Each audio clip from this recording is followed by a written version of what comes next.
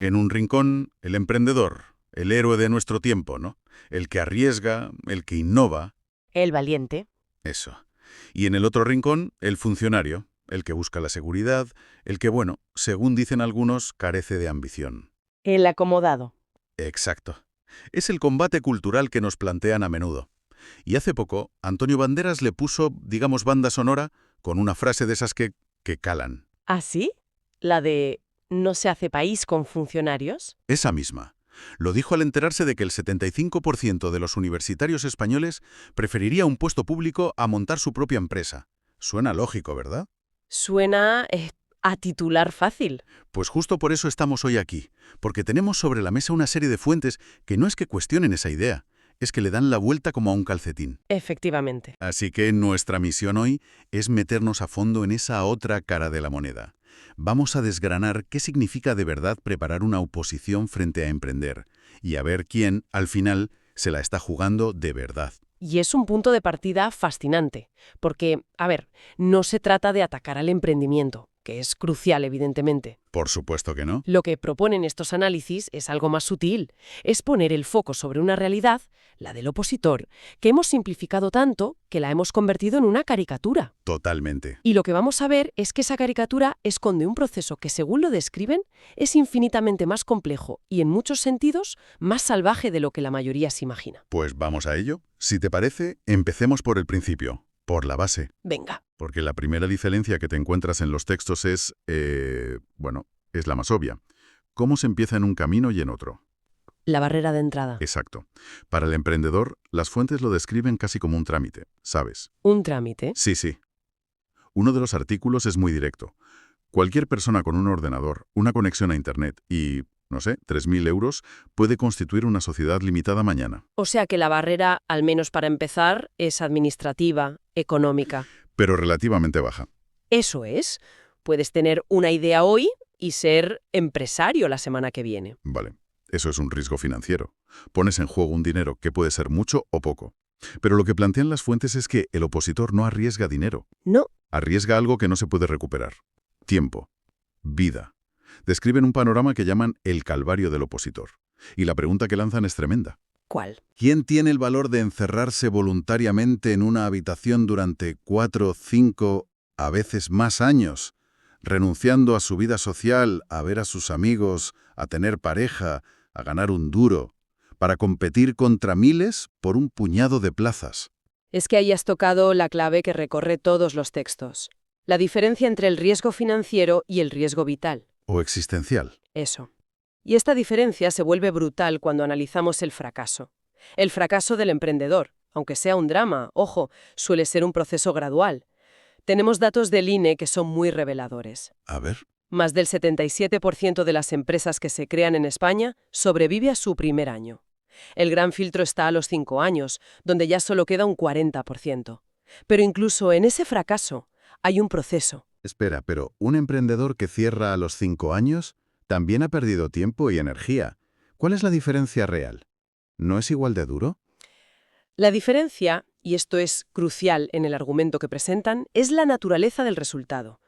El emprendedor que fracasa ha aprendido, ha gestionado, ha hecho contactos. Tiene una experiencia. Exacto. Tiene una experiencia que puede vender en el mercado. En la jerga del sector ha podido pivotar, ¿no? Cambiar de idea, adaptarse. El fracaso es una lección. Dolorosa, sí, pero una lección. Vale. Ahora mira al opositor. Las fuentes describen su fracaso como algo violento, definitivo. Usan un ejemplo que te congela la sangre por lo real que es. Dispara.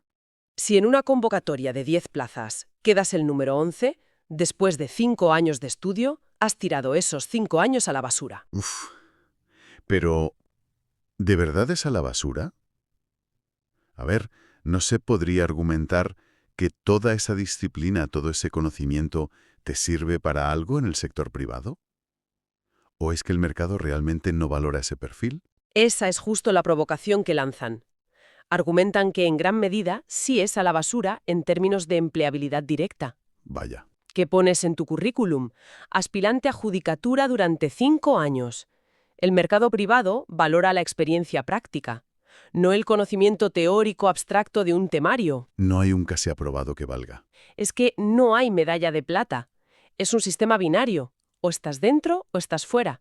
Y si estás fuera, estás en el mismo punto de partida que 5 años antes, pero con 5 años menos de juventud y 5 años más de frustración. Claro. El fracaso del emprendedor es una rampa descendente.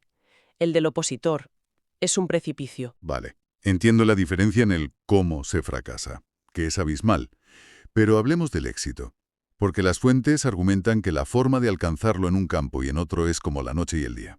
Totalmente. Uno parece una lotería y el otro una competición de gladiadores. Sí, esa es la idea. El éxito empresarial, según estos análisis, tiene un componente de arbitrariedad y de suerte que es inmenso. ¿En qué sentido? Pues que depende de factores que no controlas, de que tu idea conecte con el espíritu de la época, de caerle bien a un inversor en una reunión de 5 minutos, de que la prensa te haga caso, de que un competidor no se te adelante. Es un juego de percepciones, de subjetividad. Exacto. De hecho, uno de los textos lo lleva al extremo y dice con bastante ironía que el propio Antonio Banderas es el mejor ejemplo de esa lotería mediática. Claro. Su éxito depende de algo tan subjetivo como gustarle a un director de casting o que el público conecte con su cara en la pantalla. No hay un examen objetivo para ser una estrella de cine. Y es fascinante cómo contraponen esa lotería con la naturaleza de la oposición, a la que llegan a calificar como la forma más pura y salvaje de competición humana. ¡Ostras, qué definición! Lo que se subraya aquí es la objetividad absoluta, casi despiadada del proceso. En una oposición no importa si eres alto, bajo, guapo, feo, simpático o si tienes buenos contactos. No, No es suerte. solo el BOE. Exacto. Solo el BOE y lo que tengas en la cabeza. Es brutalmente justo y justamente brutal. Y de ahí sacan un concepto que me parece muy potente. ¿Cuál? Lo llaman una meritocracia de exclusión absoluta. Para. Meritocracia de exclusión absoluta. Suena a término de sociología de los que hay que buscar en Google. ¿Qué quiere decir eso en la práctica para que nos entendamos? Pues quiere decir que el sistema no está diseñado para premiar al mejor, sino que su principal función es expulsar a todos los demás de la forma más tajante posible. O sea, ¿no es una carrera? No es una carrera en la que hay un podio con oro, plata y bronce. Es una prueba en la que solo uno sobrevive y el resto son eliminados sin contemplaciones. No hay premios de consolación. La meta no es solo ganar. Es que todos los demás pierdan. Y para entender la escala de esa exclusión, las cifras que dan son demenciales. De ahí la analogía que usan del juego del calamar español. Es que es muy gráfica. En las oposiciones del grupo A1, las más altas, jueces, fiscales, inspectores de Hacienda, registradores de la propiedad, la tasa de fracaso es del 95%. ¿Un 95? Un 95%. Es que es difícil hacerse a la idea.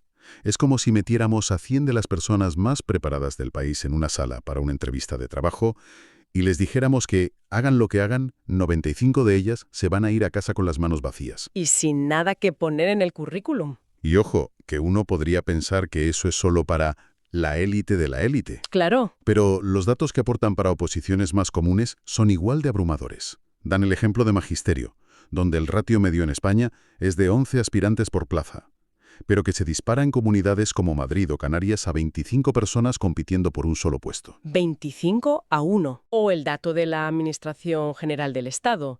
En una de las últimas convocatorias, más de 64.000 personas se presentaron para unas 4.000 plazas de administrativo. La competición es feroz a todos los niveles. Lo compro, la competición es salvaje. Pero aquí tengo que hacer de abogado del diablo. Adelante. La palabra comodidad que se asocia al funcionario no se refiere tanto a la oposición, sino a la vida después. ¿Abordan las fuentes esa parte? Porque ahí es donde el estereotipo se hace fuerte. La idea de un trabajo para toda la vida, sin la presión del mercado, sin tener que luchar cada día. Sí, lo abordan y es una de las partes más interesantes. No niegan que el puesto, una vez conseguido, ofrece una estabilidad que no existe en el sector privado. Lógico. Lo que cuestionan es la premisa de que esa sea la motivación principal o que se llegue a ella por un camino fácil. Y esto nos lleva directamente a la pregunta del millón. ¿Qué es? Si el camino es tan increíblemente duro, la competición tan salvaje y el riesgo de fracaso total tan elevado, ¿por qué narices lo eligen tantos jóvenes? La respuesta fácil, la de la calle, es la que da todo el mundo. Por pereza, por la paguita, por no querer esforjarse, es la idea de Banderas en el fondo. Pues los textos que manejamos desmontan ese argumento pieza por pieza. La conclusión a la que llegan es que esta elección no nace de la pereza, sino de la desesperación. ¿De la desesperación? Sí, es una respuesta directa a lo que califican, sin pelos en la lengua, de mercado laboral basura. Es una búsqueda de justicia, no de comodidad. ¿Desarrolla eso un poco más? ¿A qué se refieren exactamente con mercado laboral basura? ¿Qué elementos concretos hacen que alguien prefiera encerrarse 5 años a participar en él? Se refieren a la arbitrariedad sistémica, a la cultura de los contratos precarios que no te permiten planificar tu vida, Ya. a la necesidad de venderte constantemente en entrevistas de trabajo subjetivas, donde cuenta más tu labia que tu capacidad, a depender del humor de un jefe o de las modas del mercado para tener trabajo, ¿La incertidumbre? a la sensación de que por mucho que te esfuerces, tu destino está en manos de otros. Frente a ese caos, la oposición, con toda su dureza inhumana, se presenta como un oasis de justicia. Doloroso, sí, pero justo. O sea que es casi un acto de rebelión. Es una forma de decirle al sistema, no quiero jugar a vuestra lotería de contactos y apariencias. Exacto. Prefiero enfrentarme a un monstruo objetivo, a un examen anónimo, donde el único responsable de mi éxito o de mi fracaso soy yo mismo. Has dado en el clavo. Es un acto de soberanía personal. Es decir, quiero que me midan por lo que sé y por lo que soy capaz de demostrar en un papel y nada más. Entiendo. Y esta línea de pensamiento culmina en la conclusión más contundente de todas las fuentes. El opositor es el verdadero héroe del esfuerzo. Ojo con eso. Uno de los autores habla de una disciplina de hierro que, y cito textualmente, los emprendedores de humo y PowerPoint no aguantarían ni 2 días. Es una afirmación durísima. Pero entiendo que busca sacudir el prejuicio, ¿no? Claro. Subraya que no es un camino para cualquiera, sino para una élite intelectual y de sacrificio, que, de forma voluntaria, decide someterse a esta prueba extrema de resistencia física y mental. Exacto. Lo que se defiende es que ese encierro de años, esa dedicación monástica, esa capacidad para memorizar temarios ingentes y soportar una presión psicológica que lleva a muchos a la depresión y la ansiedad, es en sí mismo un tipo de ambición y de riesgo descomunal. Un riesgo, como decíamos al principio, que no es financiero, sino vital. Estás apostando los mejores años de tu vida a una sola carta. Entonces, si tuviéramos que resumir la idea central que nos dejan estos textos, sería que, lejos de ser la vía fácil o el refugio de los que no quieren arriesgar, Nada de eso. la oposición es una de las apuestas profesionales más extremas que se pueden hacer. Te juegas tu salud mental, tu juventud y años irrecuperables de tu vida en una competición donde las probabilidades están, por definición matemática, en tu contra. Y si conectamos esto con el panorama general, el debate que proponen no es realmente sobre qué camino es mejor o más difícil. Lo que estas fuentes nos obligan a hacer es a pararnos a pensar, A reflexionar. a cuestionar cómo, como sociedad, definimos y valoramos conceptos tan manoseados como el riesgo, el esfuerzo y la ambición. Nos fuerzan a mirar más allá del titular fácil y a cuestionar nuestros propios prejuicios sobre lo que significa de verdad jugársela. Claro. Quizás el mayor riesgo no es perder dinero, sino perderte a ti mismo en el camino. Y esto nos deja con una reflexión final para darle vueltas.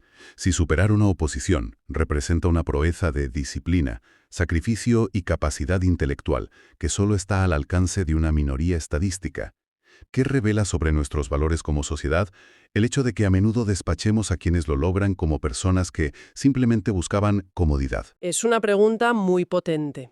Estamos quizás infravalorando a uno de los colectivos más resilientes y metódicos que tenemos simplemente porque hemos malinterpretado por completo la naturaleza de su ambición.